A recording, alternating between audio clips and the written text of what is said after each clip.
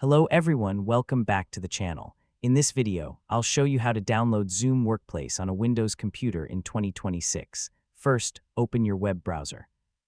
You can use Google Chrome, Microsoft Edge, or any browser you prefer. In the address bar, type zoom.a/download and press enter. This will open the official Zoom Download Center.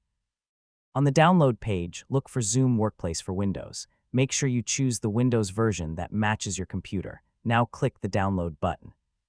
The Zoom Workplace installer will begin downloading automatically. Wait for the download to complete. The time required depends on your internet speed, but it usually takes only a few seconds.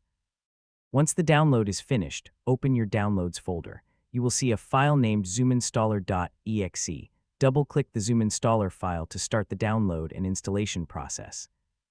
If a Windows permission message appears, click Yes to continue. Zoom will now download the required files and install automatically on your computer. Keep your internet connection active during this process. After the installation is complete, Zoom Workplace will open automatically. That's it.